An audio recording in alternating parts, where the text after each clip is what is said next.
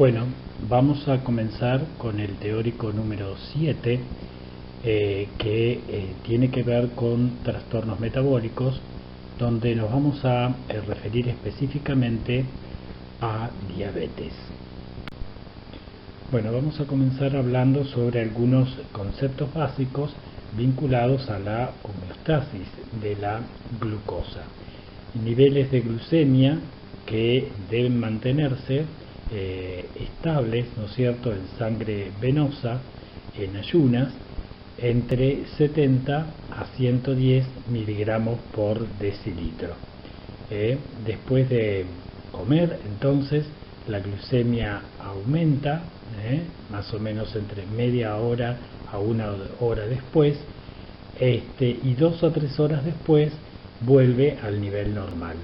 Esto se encuentra básicamente regulado por hormonas.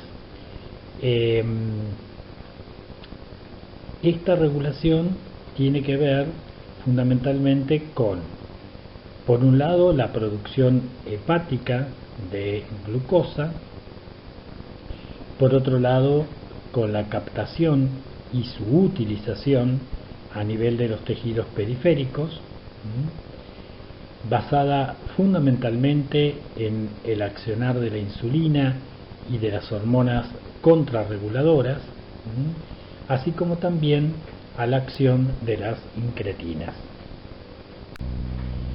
Entonces, nosotros sabemos que durante el ayuno existen concentraciones bajas de insulina, así como un aumento de la concentración de las hormonas contrarreguladoras, especialmente el glucagón, lo que lleva aparejado gluconeogenia y glucogenolisis a nivel hepático y disminución de la síntesis de glucógeno. Esto básicamente es para evitar estados de hipoglucemia. La glucemia en ayunas entonces está determinada fundamentalmente por la secreción hepática de glucosa.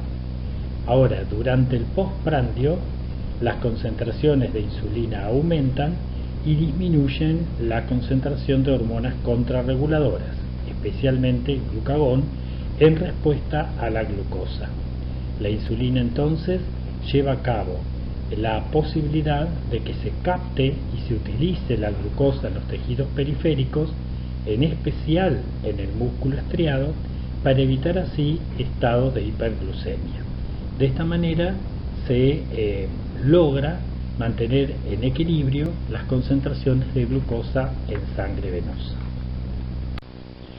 Como dijimos también, ante la ingesta de alimentos se produce una secreción de incretinas, que son hormonas que tienen funciones más allá de la homeostasia de la glucosa en la saciedad.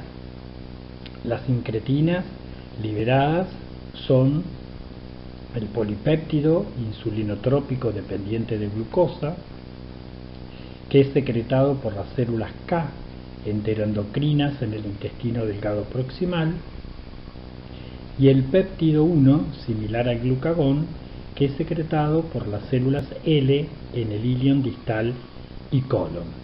Estas incretinas son degradadas en la circulación por dipeptidil peptidasas, que es una enzima. Las incretinas lo que favorecen es el incremento de la secreción de insulina por parte de las células beta, así como también reducen la secreción de glucagón y retardan el vaciamiento gástrico. De esta manera favorecen la saciedad. Bueno, el gen de la insulina, que se encuentra en el brazo corto del cromosoma 11, se expresa en las células beta de los islotes pancreáticos. La proinsulina es sintetizada a partir del ARN mensajero en el retículo endoplásmico rugoso y se libera al aparato de Golgi.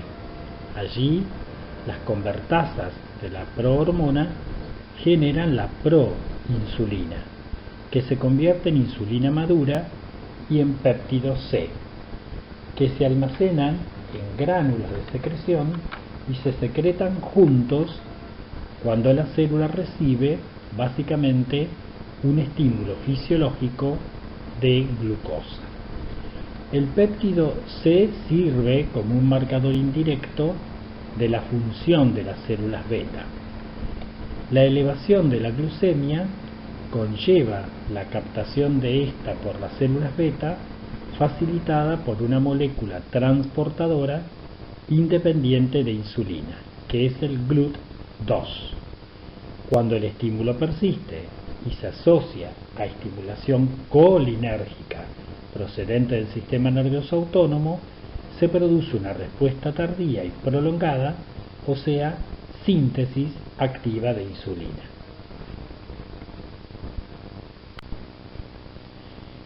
Las células beta expresan en su membrana un canal de potasio sensible al ATP unido a un receptor de sulfonilureas. El metabolismo de glucosa genera ATP que inhibe al canal de potasio sensible al ATP. Despolariza así la membrana entrando calcio. El aumento del calcio intracelular implica la secreción de insulina durante la fase de liberación inmediata. Si se mantiene el estímulo, sigue una respuesta diferida, como dijimos, que tiene que ver con la síntesis activa de insulina. Respecto a la base molecular de la señalización de la insulina, podemos decir que el receptor de la insulina tiene dos subunidades, alfa y beta. El dominio citoplasmático de la subunidad beta posee actividad tirosinquinasa. La unión de la subunidad alfa activa a la subunidad beta, y esto implica un estímulo de la familia de substratos del receptor de insulina, IRS, estimulando así la vía MAP quinasa PI3K, que interviene en la actividad de la insulina. La señalización de insulina facilita el tráfico y el almacenamiento de vesículas que contienen a una proteína transportadora que es el GLUT4 a la membrana plasmática y que promueve la captación de glucosa mediada por AKT y de modo independientemente por CBL, que es una diana de fosforilación directa del receptor de insulina. Ahora bien, ¿cuáles serían las acciones de la insulina? La insulina es una hormona anabólica que interviene en el transporte de glucosa y de aminoácidos a través de las membranas celulares, proporcionando una mayor fuente de energía, así como intermedios metabólicos para la síntesis de lípidos, aminoácidos y nucleótidos en las células musculares estriadas, incluso miocárdicas, y en el tejido adiposo. La captación en otros tejidos, especialmente en el encéfalo, no dependen de insulina. Además interviene en la formación de glucógeno a nivel hepático y en el músculo esquelético, en la conversión de esa glucosa en triglicéridos, en la síntesis de ácidos nucleicos, o sea que es mitógena, y estimulación del crecimiento y diferenciación celular, así como en la síntesis de proteínas. Entonces, la meta es mantener los niveles normales de glucosa en sangre. Por lo tanto, ¿cómo definimos a la diabetes? La definimos como un trastorno metabólico crónico vinculado a los hidratos de carbono, a las grasas y a las proteínas, caracterizada por un déficit de la respuesta de secreción a la insulina con alteración del uso de la glucosa y por lo tanto con la consiguiente hiperglucemia. Partimos de la base entonces de que los niveles normales de glucosa deben estar entre 70 a 120 miligramos por decilitro. Entonces, para establecer el diagnóstico de diabetes, seguimos los criterios de la Organización Mundial de la Salud o de la Asociación Americana de Diabetes. Y decimos que un paciente es diabético cuando tiene una glucemia ocasional mayor o igual a 198 miligramos por decilitro, sumado a clínica clásica de diabetes, o sea, con signos y síntomas clásicos de diabetes. O podemos decir que un paciente es diabético cuando presenta en ayunas una glucemia mayor o igual a 126 miligramos por decilitro en más de una ocasión. Podemos usar también la prueba de tolerancia oral a la glucosa y si ésta se manifiesta con valores de más de 200 miligramos por decilitro a las 2 horas después de una carga estándar de hidratos de carbono, podemos considerar al paciente diabético o usar la concentración de hemoglobina glicosilada si ésta es mayor o igual a 6.5%. Ahora bien, si nosotros tenemos valores de glucemia en ayunas entre 100 y 125 miligramos por decilitro o una glucemia 2 horas post prueba de tolerancia oral a la glucosa entre 140 y 199 miligramos por decilitro o una concentración de hemoglobina glicosilada entre 6.7 y 6.4, hablamos de un estado de prediabetes. Entonces, respecto a la respuesta normal a la glucosa, antes de tomar la solución, si tenemos valores entre 60 a 100 miligramos por decilitro, una hora después tenemos que tener menos de 200 miligramos por decilitro y 2 horas después menos de 140 miligramos por decilitro. Entonces, para la prueba de tolerancia a la glucosa debemos dar una dosis de 75 gramos de hidratos de carbono en el adulto o 1,75 gramos por kilo en los niños. 3 días antes, una dieta de 150 gramos de hidratos de carbono por día con actividad habitual y no fumar. Ayuno no más de 10 horas, pero no menos de 6. Y se deberían hacer registros a uno basal a los 30, 60, 90 minutos y 2 horas. Si a las 2 horas tenemos un valor de 200 miligramos por decilitro o más, y en uno de los valores entre 0 y 2 horas también, el paciente se considera diabético. Ahora, si entre las 0 y los 90 minutos tenemos un valor que puede llegar a 200 miligramos por decilitro, pero a las 2 horas es entre 140 y 199 miligramos por decilitro, consideramos que la prueba de tolerancia a la glucosa oral está alterada o el paciente es prediabético. La tolerancia a la glucosa alterada en forma potencial la pueden presentar gemelos de un diabético, pacientes con un padre diabético, pacientes con un hermano diabético o aquellos niños que nacen con alto peso al nacer. La clasificación actual de la diabetes es una clasificación de tipo etiológico, destacándose la diabetes tipo 1, que se da en un 5 a 10% de los casos, generalmente es inmunomediada, pudiendo ser idiopática, antiguamente denominada diabetes juvenil o diabetes mellitus insulino dependiente.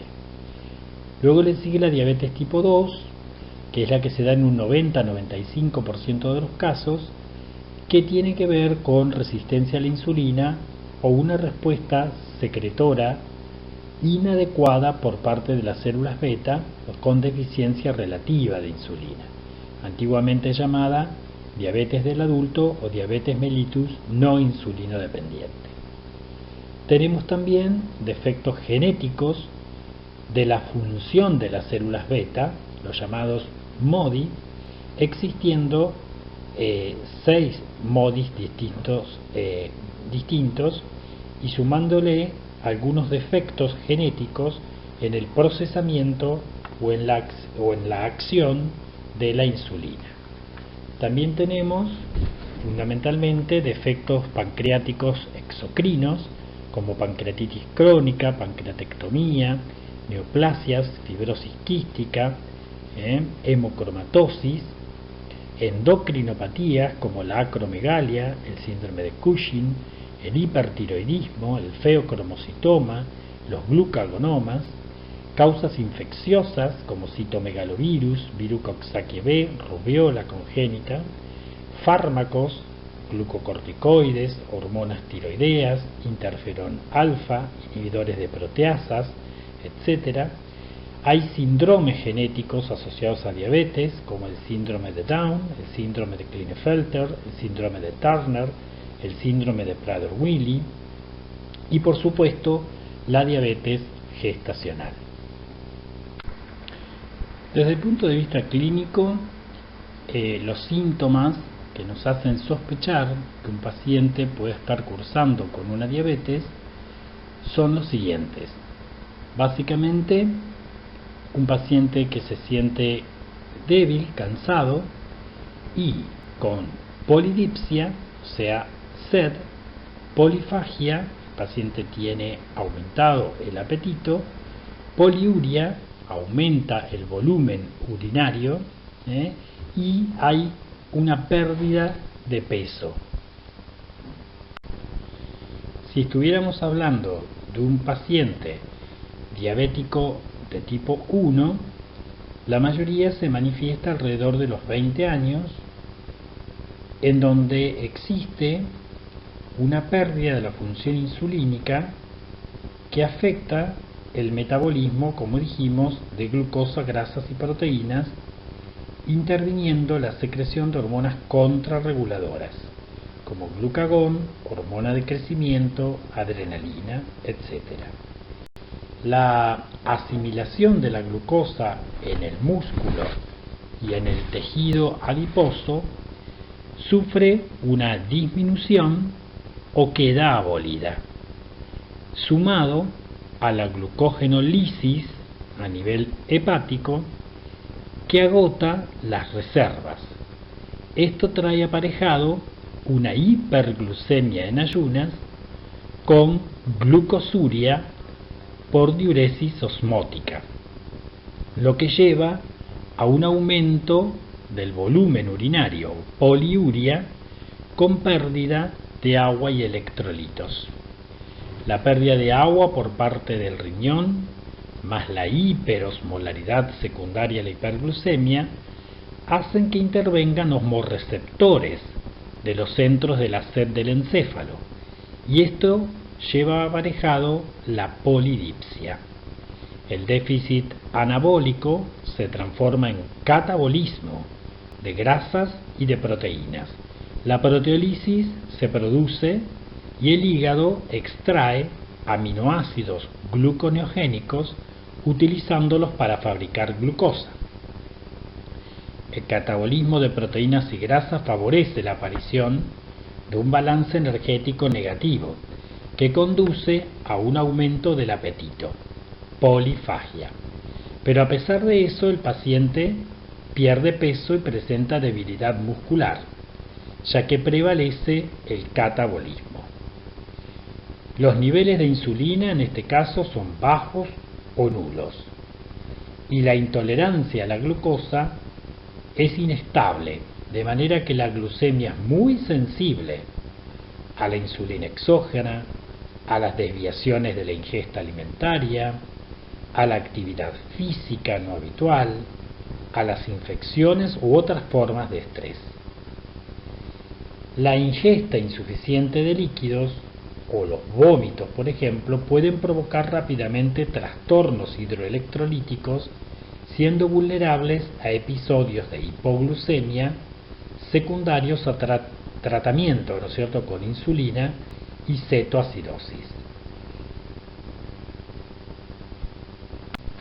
Bueno, respecto a la fisiopatología de la diabetes 1, tenemos que tener en cuenta que se debe a una carencia intensa y absoluta de la reducción de la masa de células beta, apareciendo francamente cuando la mayoría de las células beta han sido destruidas.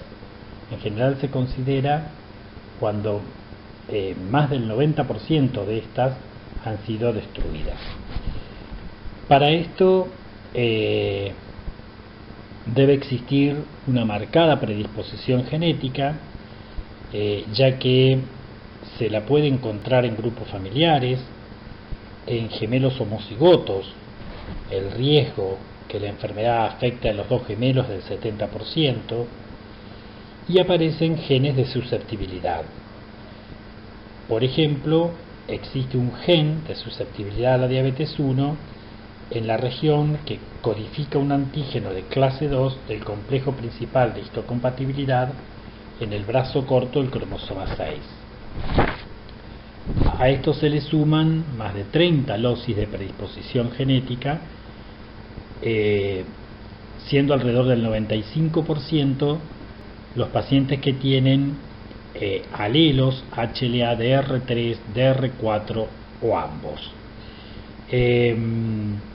Además, pueden existir ciertos polimorfismos, por ejemplo en PTPN22 o en CTLA4, que inhiben la respuesta de linfocitos T. Se ha visto, sumado a esta predisposición genética, reacción de autoinmunidad. Este mecanismo autoinmune se lo prueba observando un infiltrado formado sobre todo por linfocitos TCD8, sumado a algunos linfocitos TCD4 y macrófagos, debido a un aumento en la expresión de moléculas de clase 2, a la presencia de autoanticuerpos contra células beta dirigidos contra antígenos intracelulares, como por ejemplo la enzima de carboxilasa del ácido glutámico, la insulina, o autoantígenos de los islotes.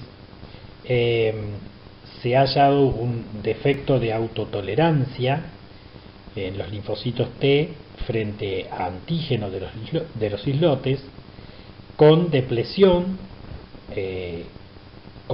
clonal, ¿no es cierto?, defectuosa de linfocitos T en el timo, un defecto en la función de los linfocitos T reguladores y resistencia de los linfocitos T efectores a la supresión.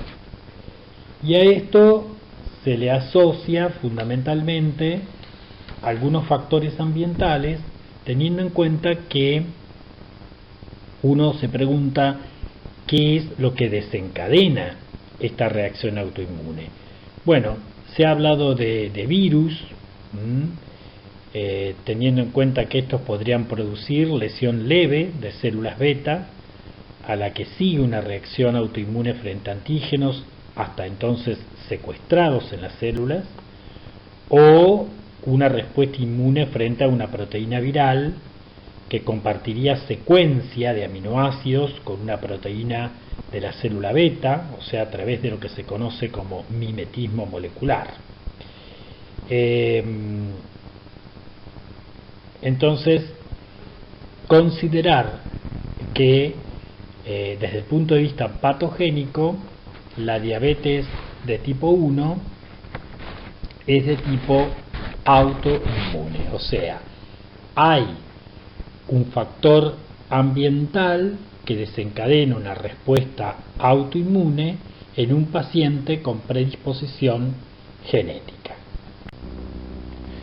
Bueno, respecto a la fisiopatología de la diabetes 2, ¿no es cierto?, tiene una patogenia un tanto enigmática, ya que no existen pruebas de autoinmunidad, pero la forma de vida desempeña un papel importante, influyendo algunos factores genéticos, teniendo en cuenta que la sensibilidad genética contribuye en su patogenia, ya que, por ejemplo, los parientes de primer grado tienen un riesgo de 5 a 10 veces mayor a desarrollar diabetes que aquellos que no tienen antecedentes familiares, y se han identificado al menos unos 30 locis que confieren un riesgo escaso a moderado de desarrollar diabetes 2 a lo largo de la vida, especialmente genes asociados a la secreción de insulina. Pero no existe relación alguna con genes HLA. Mucho más importante acá son los factores ambientales, donde el que se destaca es la obesidad, especialmente central o visceral, ya que más del 80% de los diabéticos 2 son obesos, contribuyendo básicamente al desarrollo de anomalías metabólicas y fundamentalmente a la resistencia a la insulina en fases tempranas. Un estilo de vida sedentario, o sea, la falta de ejercicio, es otro factor de riesgo independiente de la obesidad. Por lo tanto, tener en cuenta que la pérdida de peso por un lado y el ejercicio suelen tener efectos aditivos sobre mejorías a la sensibilidad a la insulina. A lo que le vamos a sumar defectos metabólicos, que son, en principio, el más importante, resistencia a la insulina, que es un defecto en la respuesta normal de los tejidos diana a la insulina, especialmente a nivel hepático, músculo esquelético y tejido adiposo. La resistencia a la insulina da lugar a una incapacidad para inhibir la producción de glucosa endógena en el hígado, o sea, gluconeogenia, que contribuye a desarrollar glucemias en ayunas elevada. También da lugar a la incapacidad de captar glucosa y sintetizar glucógeno en el músculo esquelético después de una comida, lo que trae aparejado elevación de la glucemia postprandial, e incapacidad para inhibir la lipoproteína lipasa en tejido adiposo, llevando a un exceso de ácidos grasos libres circulantes. A la resistencia a la insulina se le suma una disfunción de la célula beta, que es un requisito imprescindible para el desarrollo de diabetes establecida.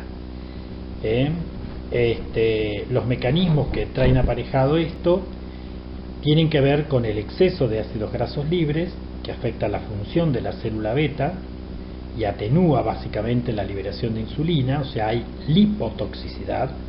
Se le suma glucotoxicidad, o sea, un efecto mediado por la hiperglucemia crónica, y un efecto de liberación de incretinas anómalo, que son justamente promotoras de la secreción de insulina, sumándosele un depósito de amiloide a nivel de los islotes.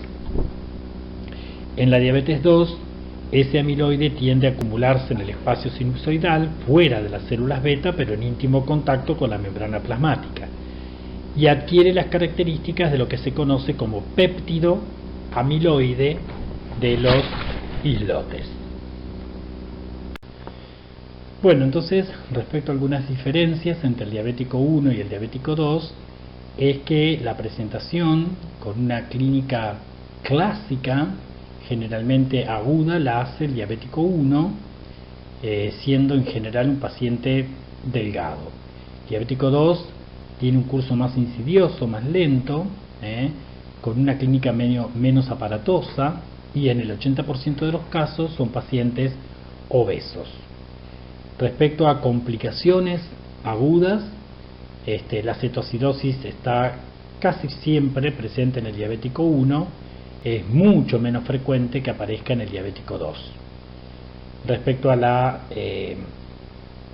secreción de insulina, ¿no es cierto? Está disminuida, básicamente, muy disminuida en el diabético 1, así como la negatividad del péptido C, cosa que no ocurre tan así en el diabético 2. La presencia de anticuerpos también es importante tener en cuenta, que están presentes en más del 90% de los casos en el diabético 1, como anticuerpos circulantes, como por ejemplo el anti-GAD, cosa que no ocurre en el diabético 2. Pueden presentar los diabéticos 1, ya que son procesos vinculados a autoinmunidad, otras enfermedades autoinmunes, como por ejemplo Addison, enfermedad de Addison, enfermedad de Cushing, tiroides de Hashimoto, etcétera. Cosa que no ocurre en el diabético 2. Como vimos, el diabético 1 es insulino dependiente y el diabético tipo 2 es no insulino dependiente. Además, el diabético tipo 1 generalmente aparece en la infancia y adolescencia, y el diabético tipo 2 mayores de 40 años en general. Y desde el punto de vista morfológico, en el diabético 1 vamos a encontrar una insulitis mediada por linfocitos T y macrófagos, con depresión de células beta y atrofia de los islotes.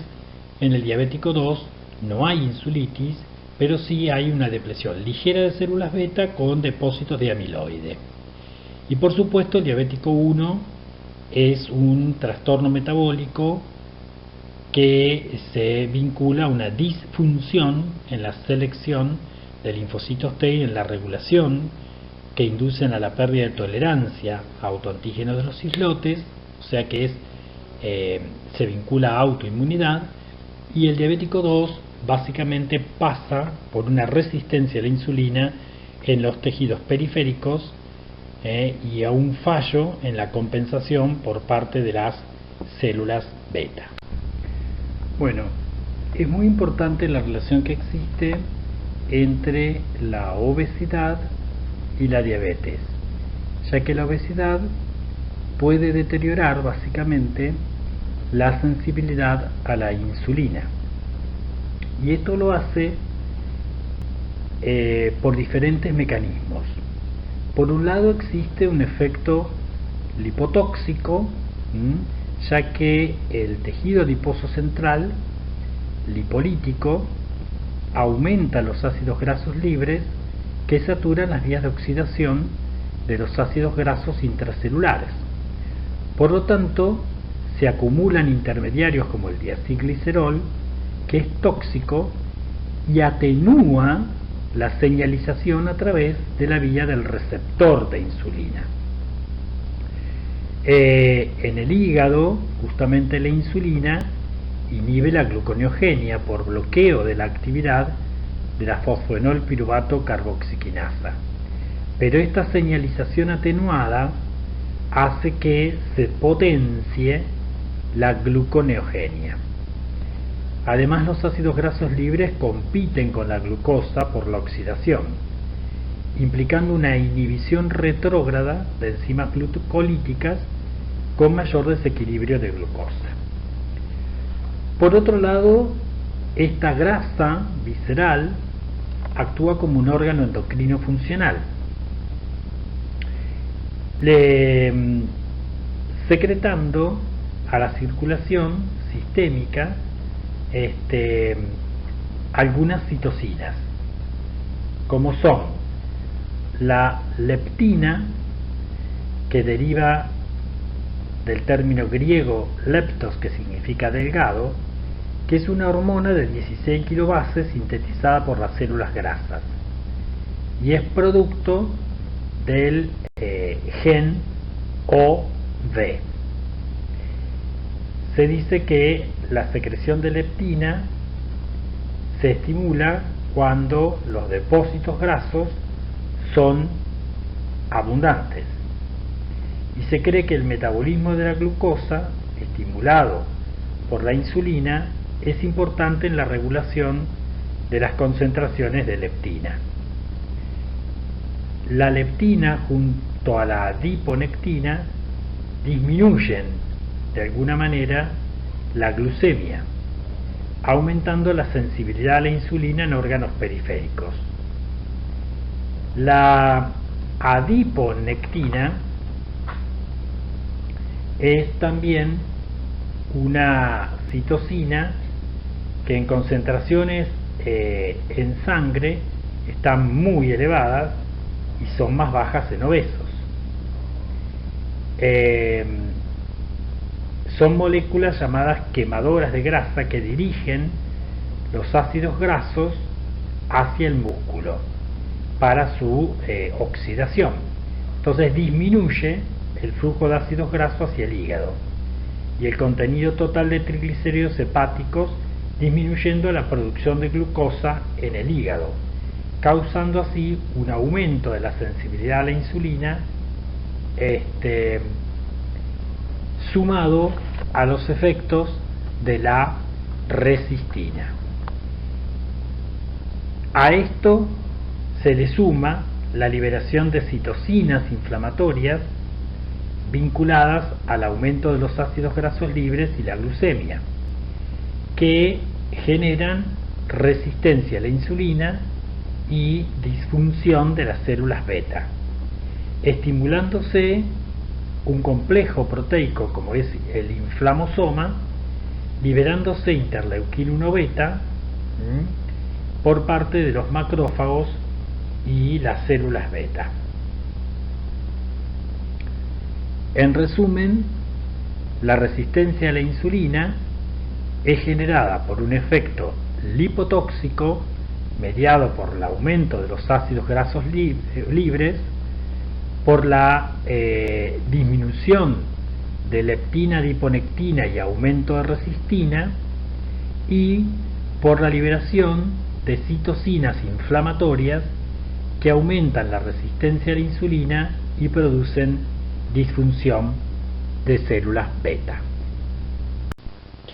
Entonces es muy importante la relación del índice de masa corporal con la diabetes 2, ya que el aumento del mismo aumenta el riesgo de diabetes tipo 2, considerándose un índice de masa corporal normal,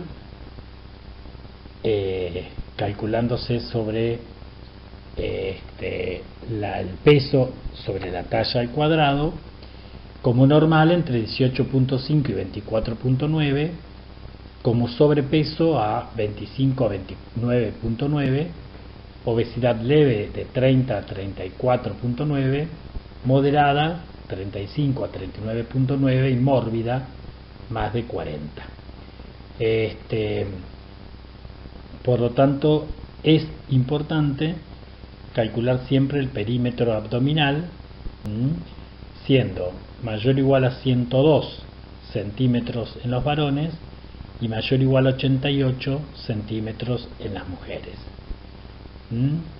Se conoce como diabesidad epigenética a la asociación de la diabetes y la obesidad, y esto se debe a la falta de ejercicio y a la ingesta de comida chatarra. Entonces, otra cosa importante a tener en cuenta es la asociación que existe entre diabetes e hipertensión arterial. La resistencia justamente a la insulina en el diabético 2 trae aparejado un estado de hiperinsulinemia que implica una mayor activación del sistema nervioso simpático con ausencia del efecto vasodilatador. Esto genera una liberación, ¿no es cierto?, de noradrenalina, que genera a su vez hiperplasia del músculo liso en los vasos, sumado a una retención de sodio por parte del riñón que expande el volumen sanguíneo, a lo que se le suma además un cambio en el transporte de cationes, especialmente del calcio. También es importante tener en cuenta las alteraciones en el metabolismo de la glucosa durante la apnea del sueño. Independientemente de la grasa corporal total, el síndrome de apnea obstructiva del sueño se asocia a resistencia a la insulina, a intolerancia a la glucosa y a diabetes tipo 2. La privación crónica de sueño también puede afectar la respuesta compensatoria en la secreción de insulina, determinado por el grado de resistencia a la misma. Entonces hay que tener en cuenta que las crisis de apnea durante el sueño producen una fragmentación del mismo, vinculada a activación simpática, estrés oxidativo, inflamación sistémica y estimulación del eje hipotálamo hipofisario, que lleva a cabo una resistencia a la insulina y trae aparejado un cuadro de diabetes de tipo 2. Además, esas crisis de apnea podrían producir una hipoxemia intermitente que estaría implicada en cierta disfunción de la célula beta, que sumada a la resistencia a la insulina produce o colabora para el desarrollo de una diabetes tipo 2. Se ha visto también que el dormir 3 a 4 horas solamente tiene mayor riesgo de obesidad y que además puede producir o asociarse a la diabetes justamente no insulino dependiente. Desde 1998 se ha relacionado este síndrome de apnea obstructiva del sueño con el síndrome metabólico, también denominado síndrome Z, que consta básicamente de obesidad, hipertensión arterial, resistencia a la insulina, dislipemia e hiperuricemia. Este síndrome metabólico se lo diagnostica según los criterios de la OMS, teniendo en cuenta que el paciente debe ser diabético o presentar alteración de la tolerancia a la glucosa o glucemia en ayunas alterada o resistente a la insulina, más 2 de los siguientes criterios. Fundamentalmente, tensión arterial mayor o igual a 140-90 milímetros de mercurio, un estado dislipémico con triglicéridos mayor o igual a 1.6 milimoles litro, HDL menor o igual a 0,9 milimoles por litro en el hombre y menor o igual a 1 milimol por litro en mujeres, obesidad central con un cociente de cintura-cadera mayor de 0,9 para los hombres y mayor de 0,8 para las mujeres, o un índice de masa corporal mayor de 30 kilogramos por metro cuadrado, obesidad leve, microalbuminuria, o sea una excreción urinaria de albúmina mayor o igual a 20 microgramos por minuto, o un cociente albúmina creatinina mayor o igual a 30 miligramos por gramo. Bueno, y el síndrome metabólico constantemente se asocia a la esteatosis no alcohólica, que es aquella que se presenta en pacientes que no consumen alcohol o que le hacen en cantidades de menos de 20 gramos por semana, sumada a la ingesta de alimentos ricos en calorías, a la falta de ejercicio y a mecanismos genéticos y epigenéticos. Desde el punto de vista patogénico, ese hígado graso se debe a 2 golpes, uno que tiene que ver con la resistencia a la insulina, que trae aparejada la esteatosis en el hígado, y por otro lado la necrosis de los hepatocitos con su respuesta inflamatoria vinculada a una lesión de tipo oxidativa hepatocelular. Bueno, la esteatosis no alcohólica, como dijimos, está vinculada a un estado de resistencia a la insulina, haciendo que el tejido adiposo visceral sea de tipo disfuncional, disminuyendo así la adiponectina y además generándose la liberación de citocinas que terminan por producir apoptosis de los hepatocitos. Esa esteatosis implica un estrés oxidativo, especialmente vinculada a la peroxidación lipídica, que lleva a la muerte por apoptosis del hepatocito. Se le suma a esto una disminución de la autofagia con lesión de mitocondrias y formación de cuerpos de Mallory-Denk, y las células de Kupffer tardíamente liberan citocinas como el factor de necrosis tumoral alfa y beta, que estimulan las células estrelladas y generan así un depósito de colágeno de tipo cicatrizal. Para considerarlo esteatosis patológica, yo debo ver por lo menos más de un 5% de hepatocitos con vacuolas intracitoplasmáticas de triglicéridos. En este estado se produce además un aumento del aspartato aminotransferasa y de la alanino aminotransferasa hepática. Bueno, respecto a las complicaciones de la diabetes, por supuesto que a largo plazo se producen complicaciones crónicas. Muchas de ellas involucran al sistema vascular, como es la ateroesclerosis acelerada, la cual la consideramos una macroangiopatía, ya que puede existir también la posibilidad de arterioloesclerosis hialina, muchas veces asociada también a los cuadros de hipertensión asociados a la diabetes. Y luego se destacan otras complicaciones crónicas luego de algunos años de padecer diabetes, que no ha sido controlada adecuadamente, como son la retinopatía diabética, la nefropatía diabética, la neuropatía diabética motora sensitiva o autonómica, que en general están asociadas a la microangiopatía diabética, o sea, al engrosamiento difuso de las membranas basales.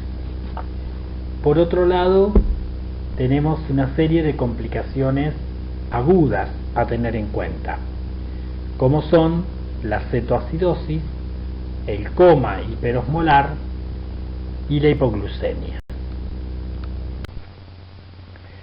Bueno, respecto a las complicaciones crónicas de la diabetes, es la hiperglucemia persistente, o sea, la glucotoxicidad, la responsable a largo plazo de todas estas complicaciones, sumados básicamente a la resistencia a la insulina y la obesidad. Dentro de los mecanismos que generan estas complicaciones crónicas, el más importante justamente es el de la glucosilación no enzimática, o sea, la formación de productos terminales de la glucosilación avanzada, o sea, de los AGE. Este es un proceso por el cual la glucosa se une al grupo amino de las proteínas, sin intervención enzimática. Se forman así productos glucosilados químicamente reversibles, como son las bases de Schiff, que pueden reordenarse para formar productos más estables de tipo Madori, que también son reversibles. El grado de glucosilación es directamente proporcional a la glucemia. Los AGE, precursores de carbonilo derivados de la glucosa intracelular, se constituyen con la unión del glioxal, metilglioxal y 3-desoxiglucosona con grupos amino de proteínas intra y extracelulares sin la participación enzimática. Estos AGE aumentan con la hiperglucemia y se unen básicamente a receptores específicos que se llaman RAGE, que se encuentran en los macrófagos, en los linfocitos T, en las células endoteliales y musculares lisas. La formación de estos AGE tienen algunos efectos perjudiciales, como por ejemplo liberación de citocinas y factores de crecimiento, como el factor de crecimiento transformante beta, que además induce el depósito de material de membrana basal, y el factor de crecimiento endotelial vascular implicado, por ejemplo, en la retinopatía. Generan especies reactivas del oxígeno por parte de las células endoteliales, aumentan la actividad procoagulante en células endoteliales y macrofágicas y aumentan la proliferación de células musculares lisas y síntesis de la MEC. Por otro lado está el estrés oxidativo, ¿no es cierto?, y los trastornos en la vía de los polioles. En los tejidos que no necesitan insulina para transportar la glucosa, por ejemplo los nervios, el cristalino, la hiperglucemia en medio extracelular aumenta la glucosa intracelular y esta es metabolizada por una aldosa reductasa a sorbitol, que es un poliol, y finalmente a fructosa por una deshidrogenasa, en una reacción que emplea NAD-fosfato reducido como cofactor. Este NAD-fosfato reducido es empleado por la enzima glutatión reducida.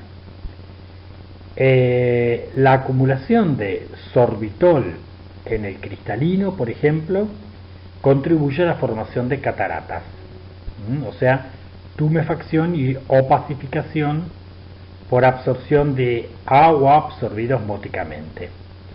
También se alteran las bombas iónicas, facilitando la lesión de células de Schwann y pericitos en los capilares retinianos, que implican neuropatía diabética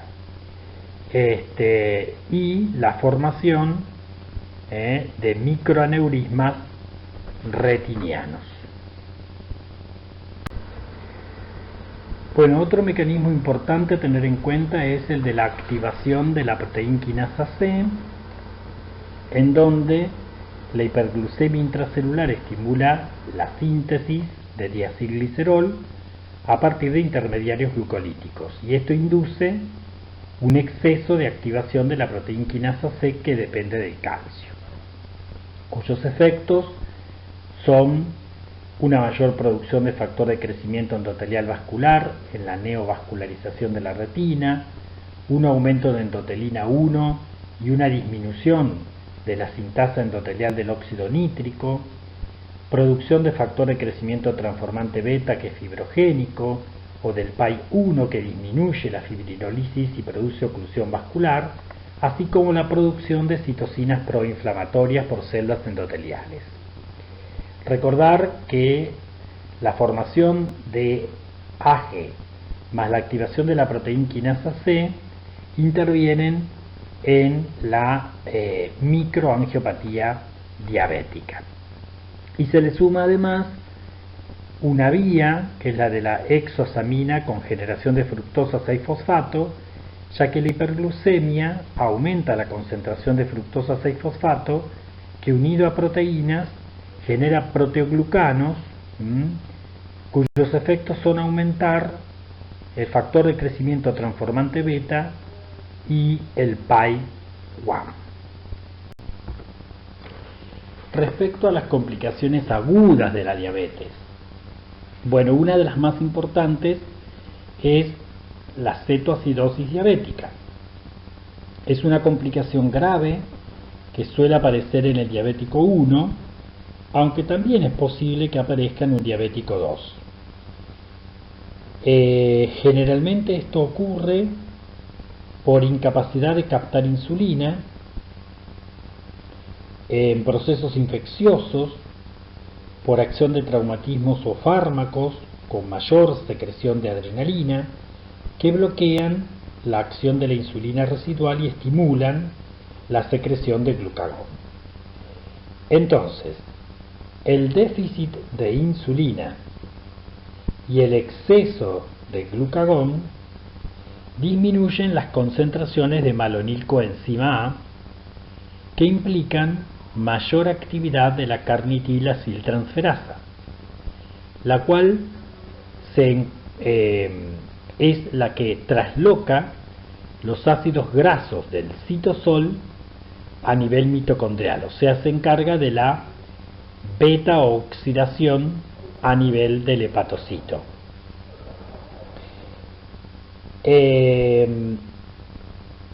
Generándose entonces un acúmulo de cuerpos cetónicos como el ácido acetoacético y el ácido beta-hidroxibutírico. La velocidad de formación de estos cuerpos cetónicos sobrepasa generalmente a la velocidad de utilización y así aparece cetonemia y cetonuria. Si la excreción urinaria disminuye por deshidratación, esto trae aparejado un cuadro de cetoacidosis sistémica de tipo metabólico. Los aminoácidos cetogénicos, por catabolismo proteico, tienden a agravar el proceso.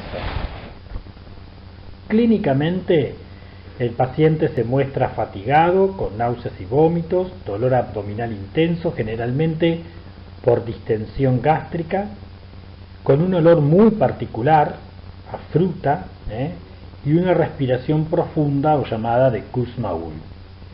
Su persistencia da lugar a una disminución de la conciencia y estado de coma. El diabético 2 es menos frecuente de que haga cetoacidosis diabética. Presumiblemente se debe a que las concentraciones de insulina en la vena porta son elevadas en el diabético 2, lo que evita la oxidación de ácidos grasos libres en el hígado y mantiene bajo control la formación de los cuerpos cetónicos.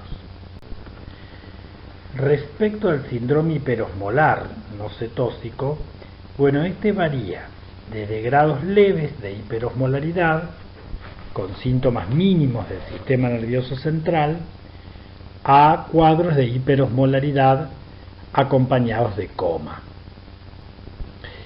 Y bioquímicamente incluye generalmente un estado de hiperglucemia extrema con variaciones de 600 a 2400 miligramos por decilitro, ausencia de cetoacidosis manifiesta, pero con deshidratación, hipovolemia y desorientación, sumado a síntomas de poliuria previa de varios días a semanas. Suele ocurrir, como dijimos, en diabéticos tipo 2, que por algún motivo no pueden tolerar la diuresis osmótica mediante ingestión adecuada de agua, y ello produce una deshidratación intensa. La hiperglucemia es parcialmente producida por una disminución de la excreción renal de glucosa, por una nefropatía intrínseca o por una disminución del filtrado glomerular e hiperazoemia prerrenal, secundaria hipovolemia y deshidratación intensa.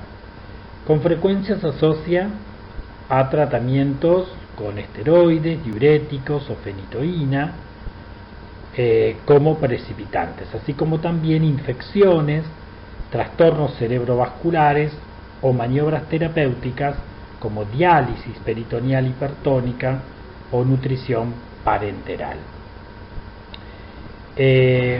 Cursa básicamente con una concentración de sodio y potasio normal.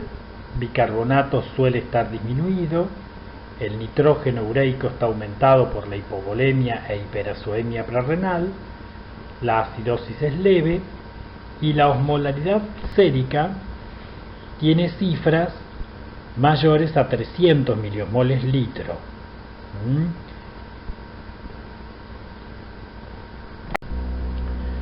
Entonces acá vemos algunas diferencias entre la cetoacidosis diabética y el coma hiperosmolar. Como dijimos, la glucemia es mayor a 250 y acá mayor a 600 miligramos por decilitro en el coma hiperosmolar. La cetoacidosis cursa con cetonuria, con un estado de acidosis metabólica, pH menores a 7.2, con bicarbonato de sodio menor a 18 miliequivalentes litro, y es generalmente un proceso de rápida presentación. Sin embargo, el coma hiperosmolar tiene incremento, como dijimos, de la osmolaridad por encima de 320 miliomoles litro, y es un proceso lento de presentación. Y respecto a la hipoglucemia, que se la define básicamente como un síndrome clínico que se caracteriza por la disminución en la concentración de glucosa por debajo del límite normal, o sea 60-120, con o sin aparición de signos y síntomas característicos. Esta es la complicación metabólica aguda más frecuente y generalmente se debe a que el paciente omite una comida, hace demasiado ejercicio, se administra insulina en exceso o puede aparecer en el curso de la fase de determinación de la dosis adecuada a los fármacos antidiabéticos.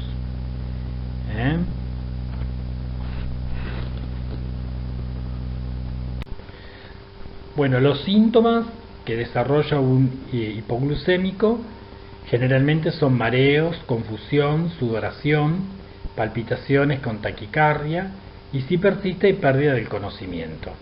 A estos síntomas se le agrega una glucemia inferior a 45 miligramos por decilitro en plasma y el hecho de que la ingesta oral o endovenosa de glucosa evita la lesión neurológica permanente y tiende a desaparecer. Esto es lo que se conoce como tríada de Whipple. Bueno, es bien conocida entonces la relación existente entre la diabetes y la predisposición a las infecciones, así como la alteración de la cicatrización. Tener en cuenta que la hiperglucemia es tóxica para neutrófilos y macrófagos, así como también para los fibroblastos. Entonces,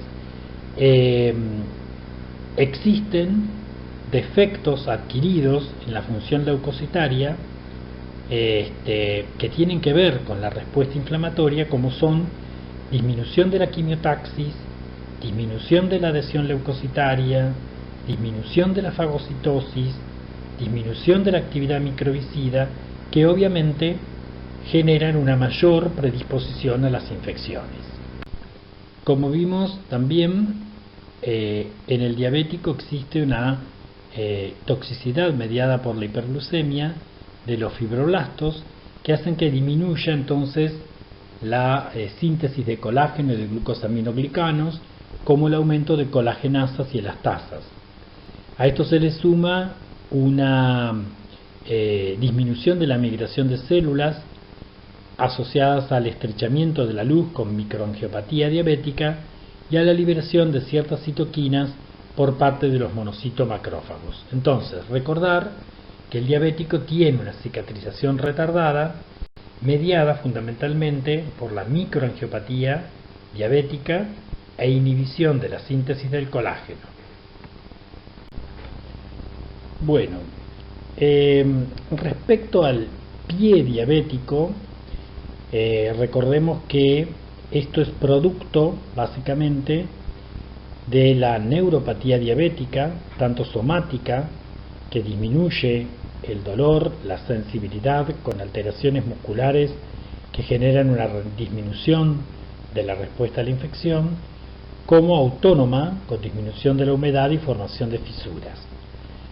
Esta neuropatía autónoma también altera el flujo vascular con la formación de shunts, que sumado a la microangiopatía y a la macroangiopatía diabética hacen que se genere una disminución del flujo sanguíneo.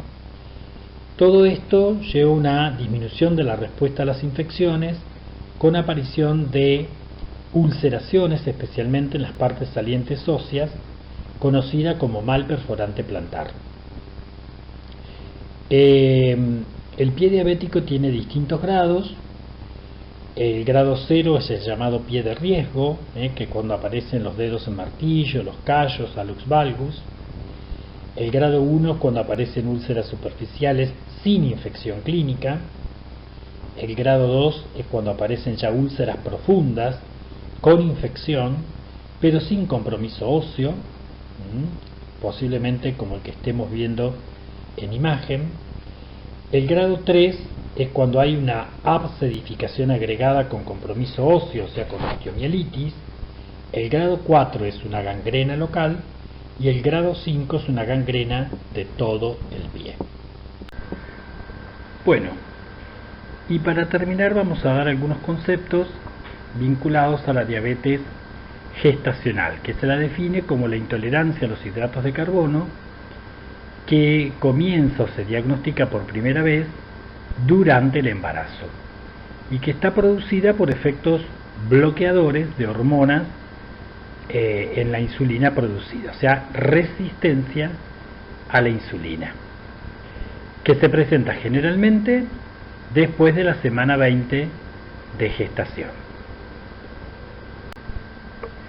En nuestro país tiene una prevalencia del 5% y dentro de los factores de riesgo para producirla tenemos que tener en cuenta especialmente madres mayores de 30 años, que tengan una historia obstétrica pasada, o sea, diabetes gestacional, hipertensión arterial en el embarazo, abortos a repetición, neomortalidad fetal o malformaciones fetales, uso de medicamentos hiperglucemiantes como especialmente corticoides, obesidad central con un índice de masa corporal mayor de 30 kilogramos por metro cuadrado, una historia familiar de diabetes en familiares de primer grado, embarazos múltiples e incluso tener en cuenta algunos grupos étnicos como los indios Pima y los maoríes. Tener en cuenta que precozmente durante el embarazo el aumento de la secreción placentaria de estrógenos y progesterona produce un estado de hiperplasia de células beta del páncreas con mayor secreción de insulina y aumento de la utilización de la glucosa, con disminución en ayunas de la glucemia en un 10 a 20% con respecto a los niveles progestacionales mucho antes que las demandas fetales sean significativas.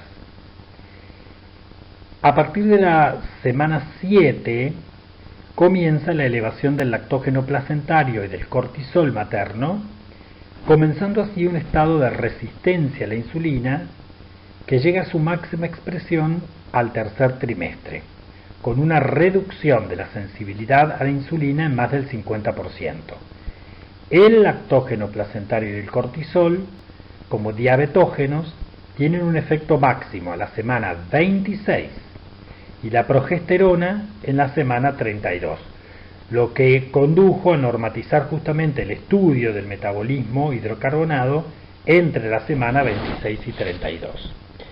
Ahora bien, en el segundo a tercer trimestre, las demandas fetales por nutrientes aumentan, y esto implica la movilización de depósitos de glucosa materna, o sea, glucogenólisis hepática y resistencia a la insulina mediada por el lactógeno placentario, la prolactina y el cortisol, que aumentan la glucemia postprandial. Contribuyen justamente al aumento de la resistencia a la insulina el aumento de ácidos grasos libres provenientes de la lipólisis, ineficiente acoplamiento entre la activación del receptor de insulina y la translocación del GLUT4 a la superficie celular, que implica hiperglucemia, lipólisis e hipercetonemia. El aumento de resistencia a la insulina está predominantemente localizado en el músculo y es mediado justamente por el lactógeno placentario y el cortisol libre. La actividad fosfofructoquinasa y quinasa pirúvica en el músculo está disminuida. Eso lleva a una disminución de la glicólisis muscular con aumento de ácidos grasos libres por aumento de la actividad de glucosa 6-fosfato deshidrogenasa. Para establecer el diagnóstico, entonces, la Asociación Americana de Diabetes, ¿no es cierto?, lo hace de la siguiente manera. Una embarazada se dice que tiene diabetes gestacional cuando durante el embarazo se encuentra una glucosa en ayunas mayor a 105 miligramos por decilitro, repetida en 2 determinaciones. Si es menor a 105 miligramos por decilitro, se realizará una carga de 75 gramos de glucosa y se confirmará el diagnóstico cuando a los 120 minutos postcarga presente un valor de 140 miligramos por decilitro o mayor. Si no tiene factores de riesgo, si la postcarga presenta 140-150 miligramos por decilitro, es conveniente repetir el estudio en el curso de la semana, para evitar un sobrediagnóstico por problemas técnicos. Y en gestantes con valores normales, pero con factores de riesgo, repetimos el estudio entre la semana 31 y 33 de amenorrea. Entonces, desde el punto de vista macroscópico, las placentas de pacientes diabéticas generalmente son placentas grandes. Tienen aumentado el peso, considerándose en la práctica una placenta grande aquella que tiene más de 750 gramos, considerándose como normal para la semana 39 a 40 entre 345 a 617 gramos. Generalmente son placentas algo más pálidas, en el 10% de los casos pueden presentar una arteria umbilical única, tener en cuenta que deben haber 2 arterias y una vena, y en algunos casos observan trombos en las arterias fetales. Bueno, respecto a las alteraciones histológicas en las placentas de madres diabéticas, podemos encontrar un número excesivo de nudos sincitiales, considerándose que estos son poco comunes después de la semana 32, pero se consideran excesivos cuando hay un porcentaje por encima del 33%. Este exceso puede ser una expresión de la falla de regresión debido al enlentecimiento de la maduración de las vellosidades coriales. Otro hallazgo que solemos ver es una endarteritis obliterante que puede aparecer en un 25% de los casos con hiperplasia intimal. Podemos encontrar también, como muestra esta fotografía, algo de fibrosis en el core de las vellosidades. También podemos observar, como muestran estas flechas, áreas excesivas de necrosis fibrinoide. Tener en cuenta que básicamente puede ser que este tipo de lesión esté implicada la participación de complejos inmunes de insulina y anticuerpos contra la insulina, que suele explicar un poco también, más allá de la necrosis fibrinoide de las vellosidades, el engrosamiento de las membranas basales trofoblásticas, así como la endarteritis obliterante de las arterias fetales. Otro hallazgo importante es la aparición de edema en el core de las vellosidades. Tener en cuenta que la maduración de las vellosidades es muy variable, el 40% de los casos es normal, en un 30% está disminuida y a veces tienen un 30% de vellosidades con maduración acelerada. E incluso la vascularización de las vellosidades es muy variable, puede ser normal, puede haber hipovascularización o puede presentar corangiosis, que es la presencia de 10 capilares o más en 10 vellosidades terminales en 10 áreas diferentes. Bueno, la diabetes gestacional tiene múltiples riesgos maternos, de los que se destaca fundamentalmente el síndrome hipertensivo, pero puede aparecer una enfermedad coronaria en la mamá, puede padecer hipoglucemia, cetoacidosis, retinopatías, micro o macroangiopatía, infecciones urinarias, polidramnios, desarrollar una diabetes posteriormente, mortalidad perinatal, abortos espontáneos, asfixias perinatales o dificultad respiratoria perinatal. Así como existen riesgos fetales, como por ejemplo la enfermedad de membrana hialina, por inhibición de la síntesis de fosfolípidos, dado al aumento de la insulina fetal, que genera una inmadurez pulmonar.